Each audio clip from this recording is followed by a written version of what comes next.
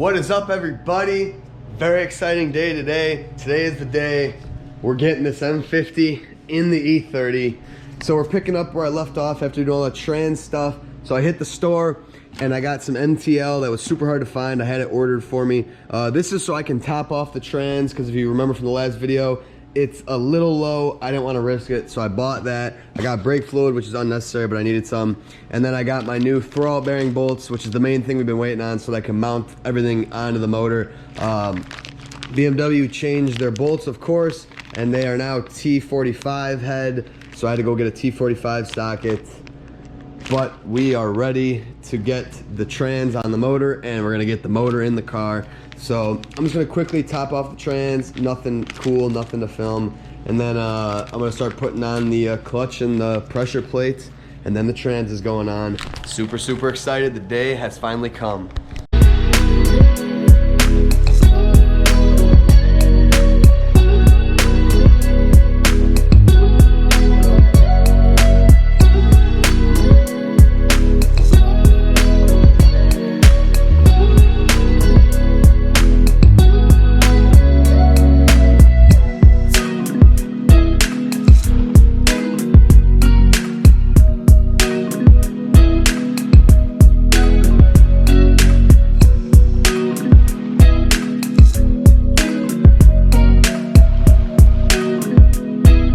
And the transmission is on, so I don't think I'm gonna include the clip, but I actually put the trans on, bolted it up, and then remembered that I forgot the that little plate that sits between them. This plate right here, I have a ton laying around from other M50s, but I used the M21, forgot to put that in there. I don't think it's too important, but it also acts as a dust shield right here, you can see, so it keeps crap out of the flywheel. So actually it is very important, and I'm glad I remembered that. So yeah, I had to redo everything, which kind of sucked, but the second time I tried to put the trans up, it slid in all the way first try, which is sweet. So it's torqued down, bolted up. I got the starter on there, the M50 starter. We are ready to hook this thing up to the hoist and go for broke here. I gotta get the touring out of here. I gotta push it out. I gotta bring the hoist in from the front, get the load leveler in place, hook it all up, and then I'm gonna have to, I don't know if I'll be able to fit it through this way. I might have to go around with it, which is gonna be a pain in the ass. I should have thought about that before I laid this down like this, but we should be all right. So I'm gonna hook everything up, and then I will see you guys when it's time.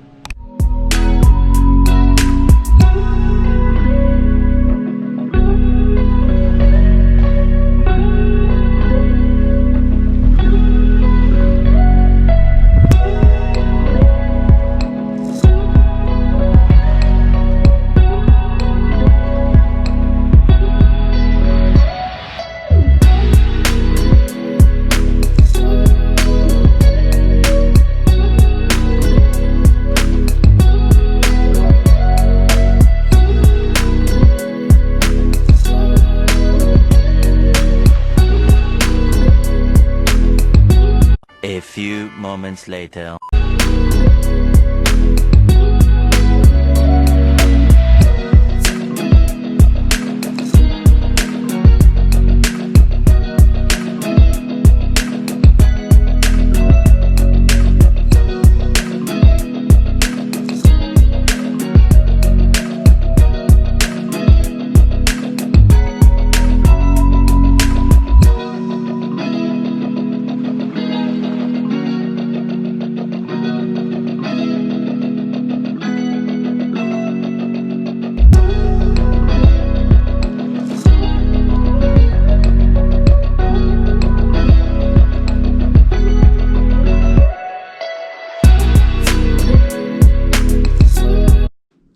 We have an M50 in the E30. I'm so stoked right now. Oh my God, you guys saw that time lapse. That was excruciating. Just to get this thing in was one thing. I think I had the chains kind of goofed up on the load leveler, but oh my God, I had to crank it and crank it to get it like this, to get the trans to clear the actual firewall. And I mean, when you're spinning that load leveler and there's a lot of load on it, it does not spin easy. So, I mean, literally that was probably however long I'm going to include in this video. that was probably like 45 minutes of twisting. I kid you guys not. And then I finally got to a point where I nearly ran out of room, so I had my buddies help me, and I kind of lowered it and pushed the engine. And luckily, as I lowered the hoist, it kind of just swooped itself in. I don't know, somehow worked. But once I got it in there then, if you guys are familiar, the M50 brackets are here and here. So the motor sits way angled, like I'm talking like way. So I kept hitting the tray right there. I was all the way leaned over. I had to load level it again straight. I had to get a jack up on the trans. And then what I ended up doing was getting a ratchet strap and strapping it to that motor mount, to the hoist, to bring this side up and kind of level out the motor. And that is the only way I got it in the realm of the left motor mount there, or I guess we'd call it the passenger side motor mount. It was so hard to get it to actually get near these mounting points. For a while there, I thought I had the wrong stuff, because I mean, the motor is at the firewall and it was nowhere near where it needed to be. But absolute pain in the ass. But I finally got the passenger side mount on. Like I said earlier, a lot of people say they don't work, but you have to keep them very loose, and you literally have to guide the mount into the freaking arm and then lower it. It is a multi-person job for sure. Once that side was in and still loose, then I manipulated this side and was able to get that bolt through, and it miraculously all lined up. Well, not miraculously, obviously everyone knows it works, but finally got them both, got it tightened down. I still got to do the trans stuff, but I'm doing that tomorrow. So that wasn't fun at all. That was very painful. But if you look in here, you'll see I got the manifold on, and she clears the brake booster. So that is pretty cool. I'm going to have to shave these fins because they are touching. So those are going to have to get shaved down. Not a big deal. As I kind of thought, I could have definitely probably moved the booster over a tiny bit. But I don't see any point in re-drilling it because it does clear as it is right now. So once I actually bolt it up and then cut some fins, we should be in business. Aside from that, the heater lines line up perfectly where they have to go into the car.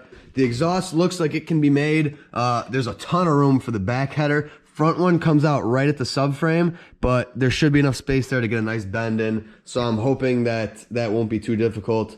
But other than that, yeah, I'll let you guys know what happens when we get there. But motor's in. That was probably the biggest pain in the ass putting in a motor I've ever had. No doubt that was probably the trickiest to put in. And I mean, that obviously makes sense as it's a motor that wasn't designed to go into this car going in. So space isn't very nice and all that, but I'm stoked.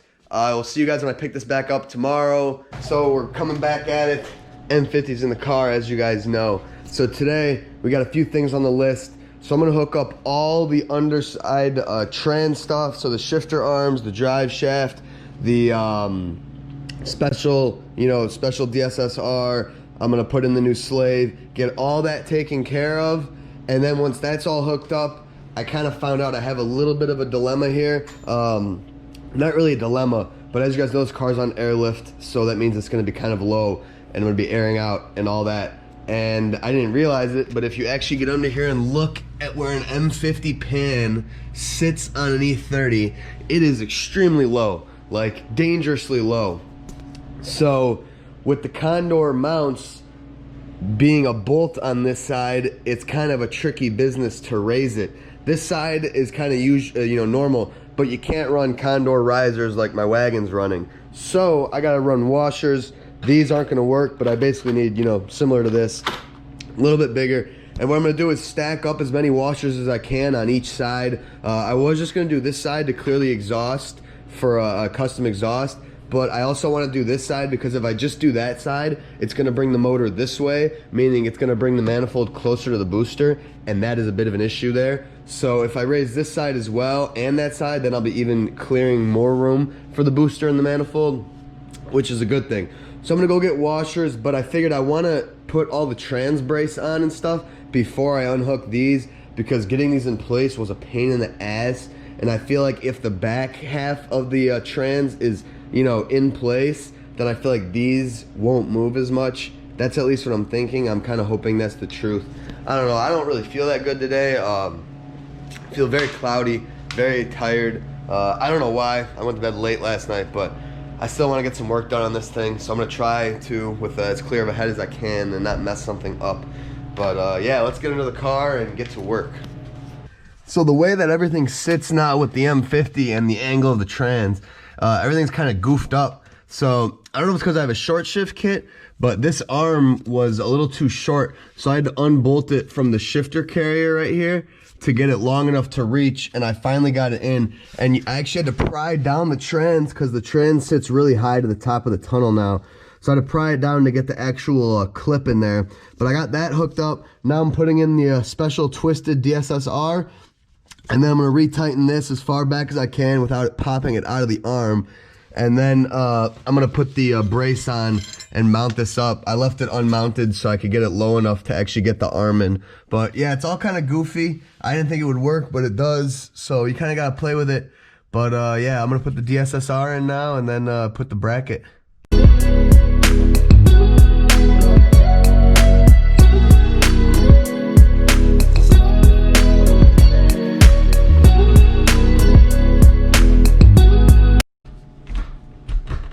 And voila.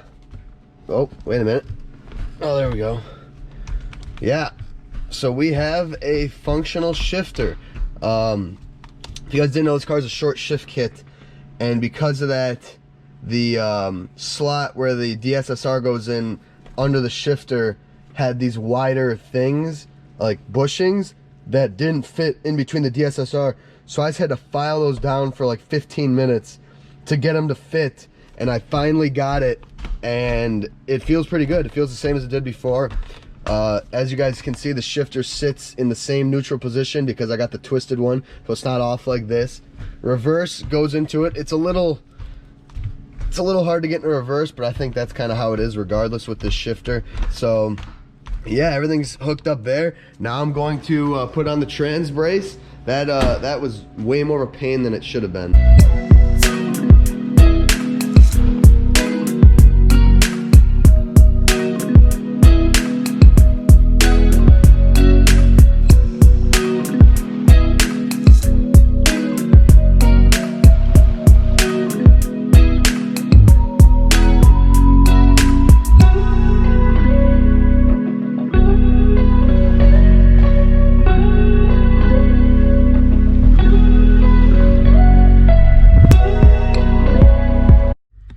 And voila, we have everything buttoned up down here. So I decided to put the drive shaft in before I put the brace on because it's easier to get the wrench in here to counter hold the nuts. So I got that in there, and I actually followed all the orientations this time around. So that's installed properly. I got the new trans mounts with the Condor brace hooked up and installed. Really nice fit. Everything bolted right up, no issue. So we are all set from the trans back. I'm gonna go pop in my slave really quick, and then we're gonna move on and probably go get the washers and raise the engine. So you can see maybe better from right here where that header comes out is right at the sway bar in the subframe. So it's gonna be really hard to actually get pipe there. So I'm gonna raise that mount, and then there's actually a decent enough thread on that motor mount to where I can raise that side a fair bit too. So I could probably raise them like a, quarter to a half an inch. See there, I installed the new slave, so everything underneath the car is officially hooked up. I gotta wait for some assistance to bleed it, then everything will be bled. I'm gonna tighten up the booster officially, so now that I know that everything fits, and then I'm gonna run to Home Depot and get some washers about this size so that I can raise the motor. So I'm gonna go do that. I don't even know if I'll film the raising process. It's not very interesting. If you guys will look here, you'll see motor mount, or the hoist is back hooked up, and I'm in a lot of pain. I'm in a lot of pain. So we were bleeding the clutch, and as we were doing that, we were kind of noticing that everything was kind of feeling all goofy. Couldn't hear anything, didn't feel anything. We got it bled, and we did a little check of when the clutch is in and the car's in gear, these should roll, right? Never rolled. So Yusuf said I messed something up. I refused to believe him, but it turns out that the FX, which is the kit I'm using, is the only freaking clutch kit I've ever seen in the world that oh my god, I tripped on the oil jug, that mounts in a weird way. So normally you got flywheel, you got clutch, right? Protruded spot, or the protruded side of the clutch sticks out, or else it hits the flywheel and it doesn't fit. But apparently FX does this the opposite way, meaning the protruded side goes towards the flywheel.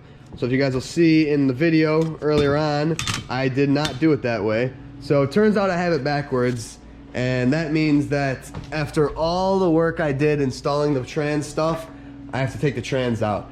And because this is an E30, I can't get the trans out unless the engine, with the way the engine was sitting, I couldn't get it out. So I had to take the motor mounts out, lower the engine onto the subframe with the hoist, and now I can get to the trans stuff, and now I have to disconnect everything and pull the trans off. Hopefully I don't have to pull the motor. I don't think I'll have to, which is nice. But yeah, I have to pull the entire trans off. So I'm pissed. I don't even know what to say. I don't even know what to say. What do you got to say? You freaked it. Yeah, I freaked it big time. So I don't even know if this is going to be another video, or if this is going to be the same video, but major mistake, major. All right, and just like that, trans is already off. That was probably 30 minutes. So now we can fix my mistake here and pull off the pressure plates, and the clutch is in fact backwards. So flip that around and then reinstall, and then yeah, that's it. And then we're gonna have to throw everything back on and pray that it feels better.